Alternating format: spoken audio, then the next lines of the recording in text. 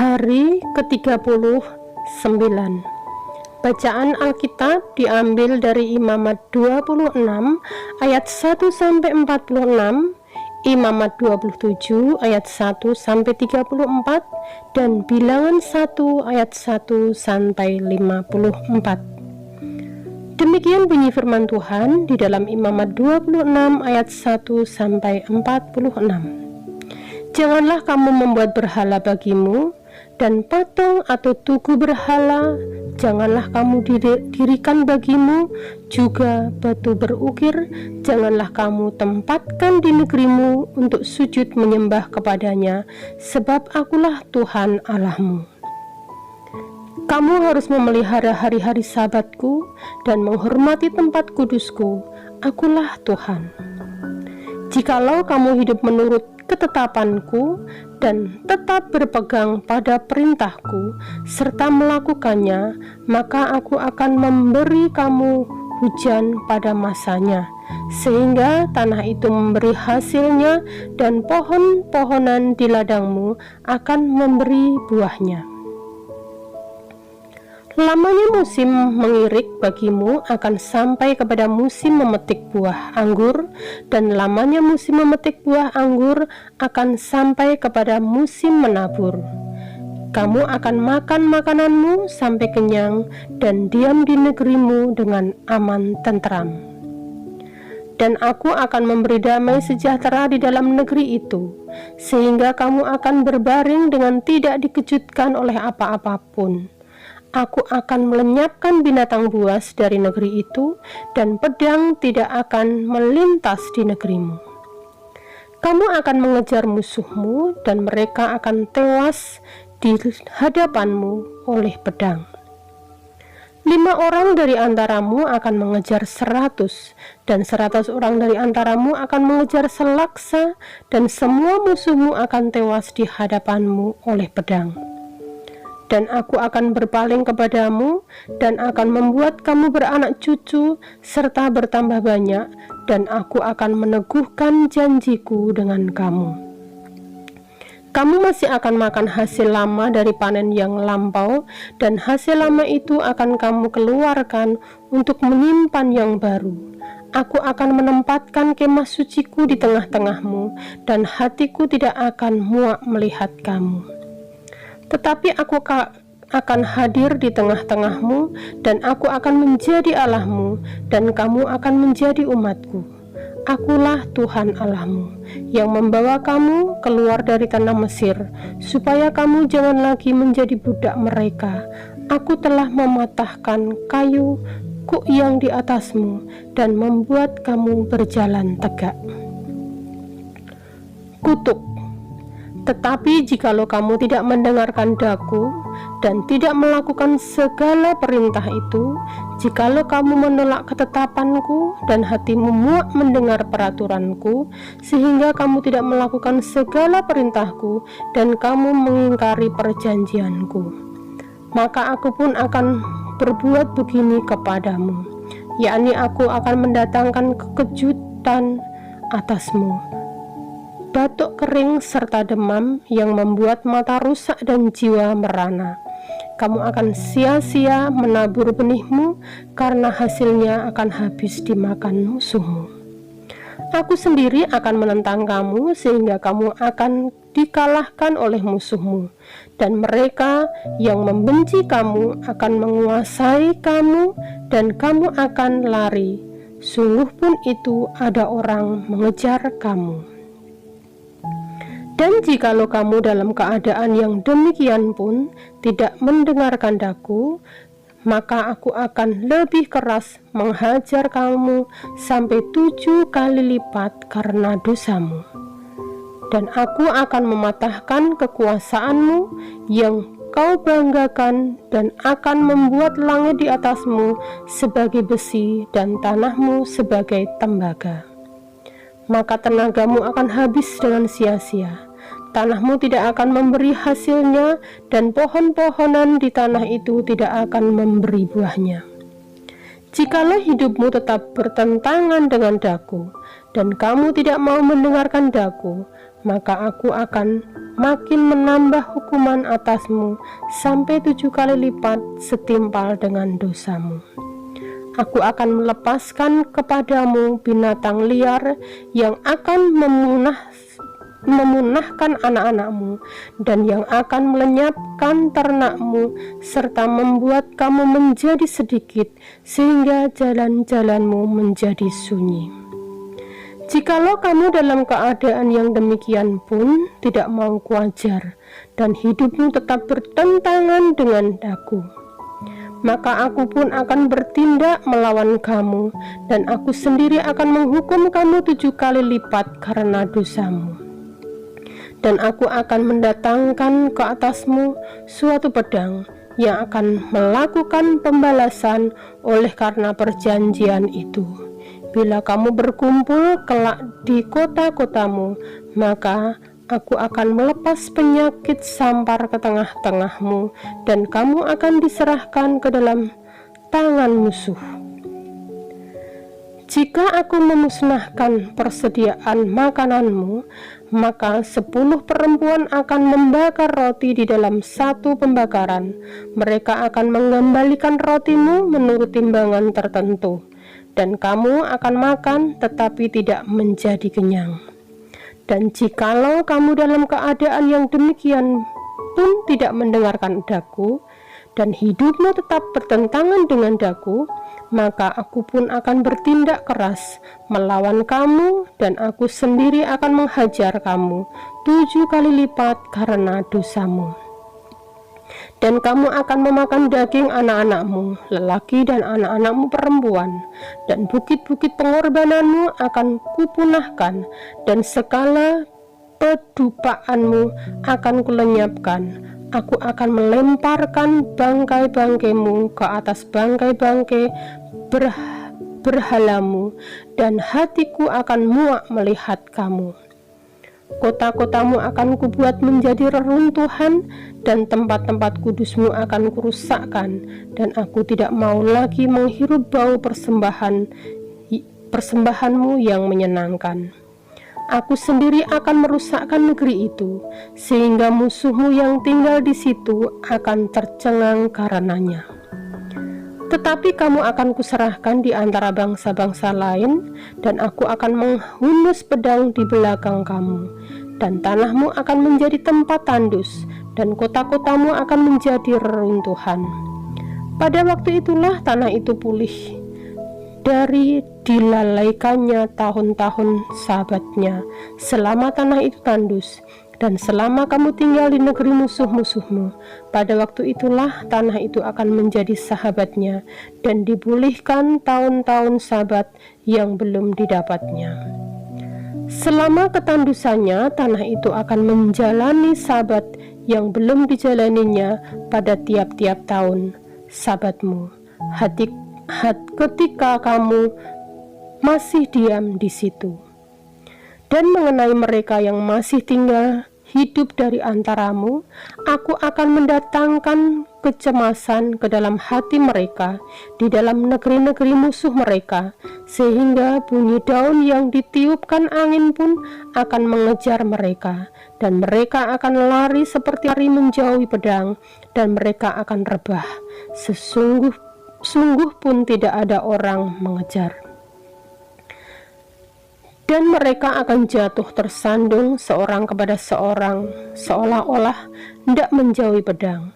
Sungguh pun yang mengejar tidak ada, dan kamu tidak akan dapat bertahan di hadapan musuh-musuhmu. Dan kamu akan binasa di antara bangsa-bangsa lain, dan negeri musuhmu akan memusnahkan kamu.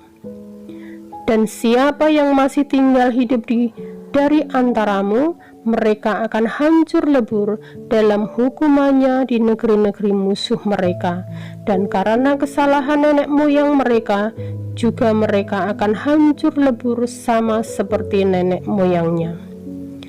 Tetapi bila mereka mengakui kesalahan mereka dan kesalahan nenek moyang mereka dalam hal berubah setiap yang dilakukan mereka terhadap Aku, dan mengakui juga bahwa hidup mereka bertentangan dengan Daku, Aku pun bertindak melawan mereka dan membawa mereka ke negeri musuh mereka. Atau bila kemudian hati mereka yang tidak bersunat itu telah tunduk dan mereka telah membayar pulih kesalahan mereka, maka aku akan mengingat perjanjianku dengan Yakub, juga perjanjianku dengan Ishak dan perjanjianku dengan Abraham pun akan kuingat, dan negeri itu akan kuingat juga. Jadi tanah itu akan ditinggalkan mereka dan akan pulih dari akibat tahun-tahun Sabat yang dilalaikan selama tanah itu tandus, oleh karena ditinggalkan mereka, dan mereka akan membayar pulih kesalahan mereka, tak lain dan tak bukan karena mereka menolak peraturanku dan hati mereka muak mendengarkan ketetapanku. Namun demikian, apabila mereka ada di negeri musuh mereka, aku tidak akan menolak mereka dan tidak akan muak melihat mereka, sehingga aku membinasakan mereka dan membatalkan perjanjianku dengan mereka, sebab akulah Tuhan Allah mereka. Untuk keselamatan mereka, aku akan mengingat perjanjian dengan orang-orang dahulu yang kubawa keluar dari tanah Mesir di depan mata bangsa-bangsa lain, supaya aku menjadi Allah mereka. Akulah Tuhan. Itulah ketetapan-ketetapan dan peraturan-peraturan serta hukum-hukum yang diberikan Tuhan berlaku di antara dia dengan orang Israel di Gunung Sinai dengan perantaraan Musa.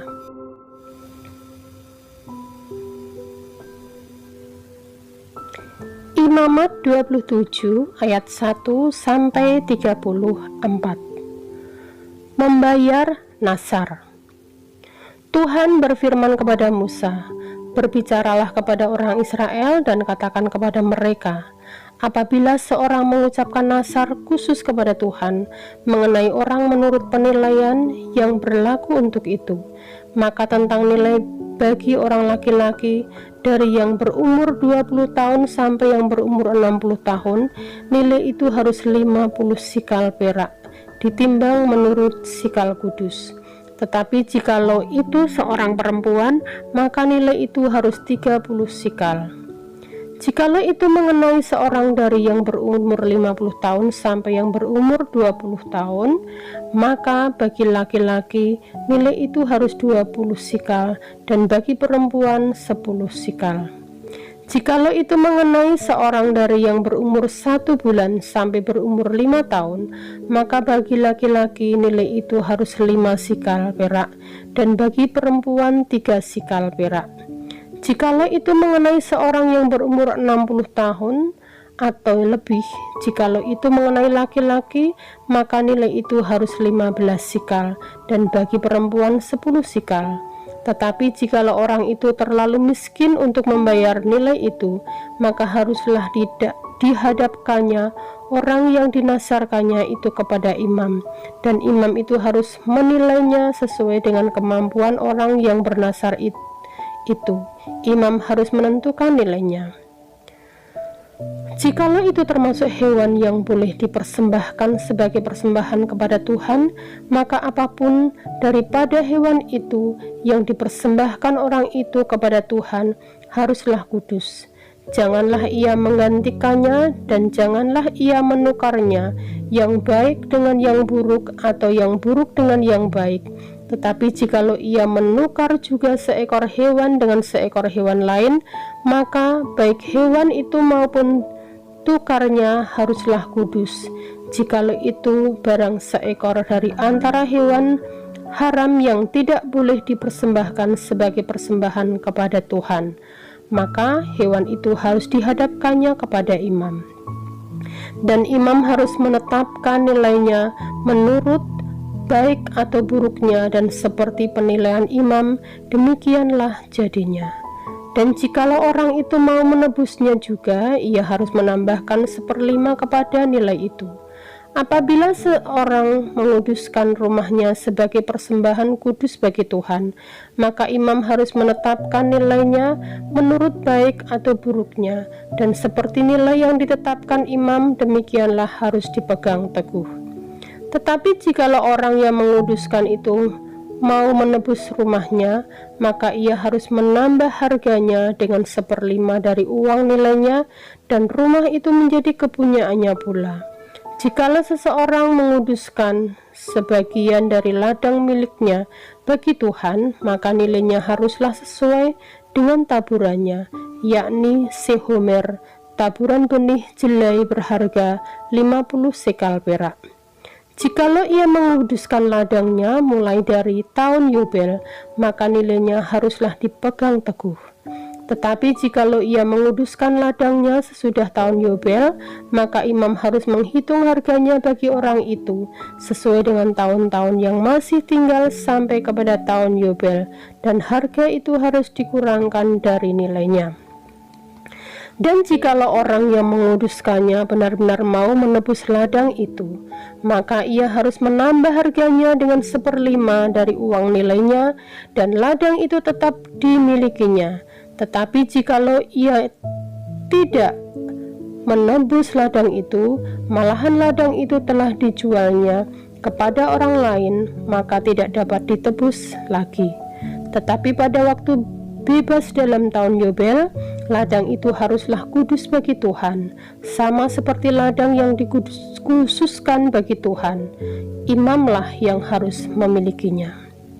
Dan jikalau ia menguduskan bagi Tuhan ladang yang telah dibelinya dan yang tidak termasuk ladang miliknya dahulu, maka imam harus menghitung baginya harga nilainya sampai kepada tahun Yobel, dan orang itu haruslah mempersembahkan nilai itu pada hari itu juga sebagai persembahan kudus bagi Tuhan. Dalam tahun Yobel, ladang itu harus dipulangkan kepada orang yang menjualnya kepadanya, yakni kepada orang yang mula-mula memiliki tanah itu. Dan segala nilai harus menurut sikal kudus. Sikal itu harus 20 gera beratnya. Akan tetapi anak sulung yang sebagai anak sulung menjadi hak Tuhan dari antara hewan tidak boleh dikuduskan oleh siapapun, baik seekor lembu maupun seekor kambing atau domba, itu milik Tuhan.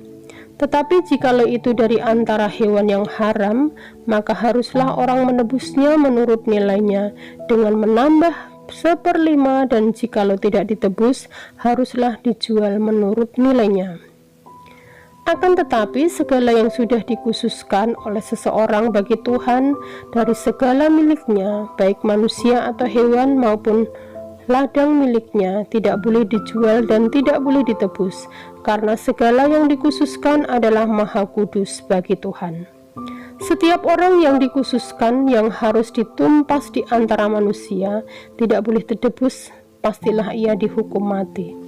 Demikian juga segala persembahan persepuluhan dari tanah, baik dari hasil benih di tanah maupun dari buah pohon-pohonan, adalah milik Tuhan. Itulah persembahan kudus bagi Tuhan. Tetapi jikalau seseorang mau nebus juga sebagian dari persembahan persepuluhannya itu, maka ia harus menambah 1/5. Mengenai segala persembahan persepuluhan dari lembu, sapi, atau kambing domba, maka dari segala yang lewat dari bawah tongkat gembala waktu dihitung, setiap yang ke-10 harus menjadi persembahan kudus bagi Tuhan. Janganlah dipilih-pilih mana yang baik dan mana yang buruk, dan janganlah ditukar.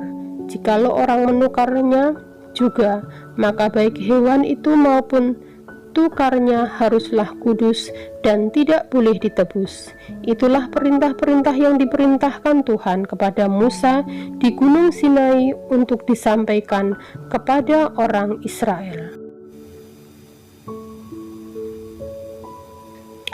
Bilangan 1 ayat 1 sampai 54. Laskar Israel dihitung. Tuhan berfirman kepada Musa di padang gurun Sinai, dan kemah pertemuan pada tanggal 1 bulan yang kedua, dalam tahun yang kedua sesudah mereka keluar dari tanah Mesir. Hitunglah jumlah segenap umat Israel menurut kaum-kaum yang ada dalam setiap suku mereka, dan catatlah nama semua laki-laki di Israel yang berumur 20 tahun ke atas dan yang sanggup berperang, orang demi orang. Engkau ini beserta Harun harus mencatat mereka menurut pasukannya masing-masing. Dari tiap-tiap suku harus ada satu orang yang mendampingi kamu, yakni orang yang menjadi kepala dari suku yang diwakilinya itu. Dan inilah nama semua orang yang harus mendampingi kamu. Dari suku Ruben, Elisur bin Sedeur. Dari suku Simeon, Selumiel bin Surisadai. Dari suku Yehuda, Nahason bin Abinadab. Dari suku Isakar, Natanael bin Suar. Dari suku Sebulon, Eliab bin Helon. Dari keturunan Yusuf, Elisama bin Amihud. Dari suku Efraim, dan Gamaliel bin Pedasur dari suku Manase. Dari suku Binyamin, Abidan bin Gideon. Dari suku Dan, Abieser bin Amisadai. Dari suku Asher, Pagiel bin Okran. Dari suku Gad, Eliasaf bin Rehuel. Dari suku Naftali, Ahira bin Enan. Itulah orang-orang yang dipilih dari umat itu, masing-masing sebagai pemimpin dari suku bapa leluhurnya. Mereka inilah kepala-kepala pasukan Israel. Lalu Musa dan Harun memanggil orang-orang yang tertunjuk namanya itu. Dan pada tanggal 1 bulan yang kedua, mereka menyuruh segenap umat berkumpul. Kemudian silsilah orang-orang Israel disusun menurut kaum-kaum yang ada dalam setiap suku mereka, sedang nama-nama mereka yang berumur 20 tahun ke atas dicatat orang demi orang. Seperti yang diperintahkan Tuhan kepada Musa, demikianlah Musa mencatat mereka di padang gurun Sinai. Ketika silsilah Bani Ruben, yaitu keturunan anak sulung Israel, disusun menurut kaum-kaum yang ada dalam suku mereka, maka dicatatlah nama semua laki-laki yang berumur 20 tahun ke atas, semua orang yang sanggup berperang, orang demi orang. Jumlah yang dicatat dari suku Ruben ada 46.500 orang. Ketika silsilah Bani Simeon disusun menurut kaum-kaum yang ada dalam suku mereka, maka dicatatlah nama semua laki-laki yang berumur 20 tahun ke atas, semua orang sanggup berperang, orang demi orang. Jumlah yang dicatat dari suku Simeon ada 59.300 orang. Ketika silsilah Bani Gad disusun menurut kaum-kaum yang ada dalam suku mereka, maka dicatatlah nama orang yang berumur 20 tahun ke atas, semua orang yang sanggup berperang. Jumlah yang dicatat dari suku Gad ada 45.650 orang. Ketika silsilah Bani Yehuda disusun menurut kaum-kaum yang ada dalam suku mereka, maka dicatatlah nama orang-orang yang berumur 20 tahun ke atas, semua orang yang sanggup berperang. Jumlah yang dicatat dari suku Yehuda ada 74.600 orang. Ketika silsilah Bani Isakar disusun menurut kaum-kaum yang ada dalam suku mereka, mereka dicatatlah nama orang-orang yang berumur 20 tahun ke atas, semua orang yang sanggup berperang. Jumlah yang dicatat dari suku Isakar ada 54.400 orang. Ketika silsilah Bani Sebulon disusun menurut kaum-kaum yang ada dalam suku mereka, maka dicatatlah nama orang-orang yang berumur 20 tahun ke atas, semua yang sanggup berperang. Jumlah yang dicatat dari suku Sebulon ada 57.400 orang. Mengenai keturunan Yusuf, ketika silsilah Bani Efraim disusun menurut kaum-kaum yang ada dalam suku mereka, maka dicatatlah nama orang-orang yang berumur 20 tahun ke atas, semua yang sanggup berperang. Jumlah yang dicatat dari suku Efraim ada 40.500 orang. Dan ketika silsilah Bani Manase disusun menurut kaum-kaum yang ada dalam suku mereka, maka dicatatlah nama orang-orang yang berumur 20 tahun ke atas, semua orang yang sanggup berperang. Jumlah yang dicatat dari suku Manase ada 32.200 orang. Ketika silsilah Bani Benyamin disusun menurut kaum-kaum yang ada dalam suku mereka, maka dicatatlah nama orang-orang yang berumur 20 tahun ke atas, semua orang yang sanggup berperang. Jumlah yang dicatat dari suku Benyamin ada 35.400 orang. Ketika silsilah Bani Dan disusun menurut kaum-kaum yang ada dalam suku mereka, maka dicatatlah nama orang-orang yang berumur 20 tahun ke atas, semua orang yang sanggup berperang. Jumlah yang dicatat dari suku Dan ada 62.700 orang. Ketika silsilah Bani Aser disusun menurut kaum-kaum yang ada dalam suku mereka, maka dicatatlah nama orang-orang yang berumur 20 tahun ke atas, semua orang yang sanggup berperang. Jumlah yang dicatat dari suku Aser ada 41.500 orang. Ketika silsilah Bani Naftali disusun menurut kaum-kaum yang ada dalam suku mereka, maka dicatatlah nama orang-orang yang berumur 20 tahun ke atas, semua orang yang sanggup berperang. Jumlah yang dicatat dari suku Naftali ada 53.400 orang. Itulah jumlah orang-orang yang dicatat oleh Musa dengan Harun dan dengan ke-12 pemimpin Israel yang masing-masing mewakili sukunya. Jadi semua orang Israel yang dicatat menurut suku-suku mereka, yaitu orang-orang yang berumur 20 tahun ke atas dan yang sanggup berperang di antara orang Israel, berjumlah 603.550 orang. Tetapi mereka yang menurut suku bapa leluhurnya termasuk orang Lewi tidak turut dicatat bersama-sama dengan mereka itu. Sebab Tuhan telah berfirman kepada Musa, hanya suku Lewi janganlah kau catat dan janganlah kau hitung jumlahnya bersama-sama dengan orang Israel. Tetapi tugaskanlah mereka untuk mengawasi kemah suci, tempat hukum Allah dengan segala perabotan dan perlengkapannya. Mereka harus mengangkat kemah suci dengan segala perabotannya. Mereka harus mengurusnya dan harus berkemah di sekelilingnya.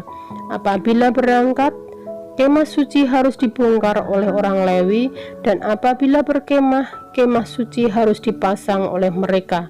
Sedang orang awam yang mendekat harus dihukum mati. Orang Israel haruslah berkemah masing-masing di tempat perkemahannya dan masing-masing dekat panji-panjinya menurut pasukan mereka. Tetapi orang Lewi haruslah berkemah di sekeliling kemah suci, tempat hukum Allah, supaya umat Israel jangan kena murka. Orang Lewi haruslah memelihara kemah suci, tempat hukum itu. Maka orang Israel berbuat demikian, tepat seperti yang diperintahkan Tuhan kepada Musa. Demikianlah diperbuat mereka. Amin. Tuhan Yesus memberkati.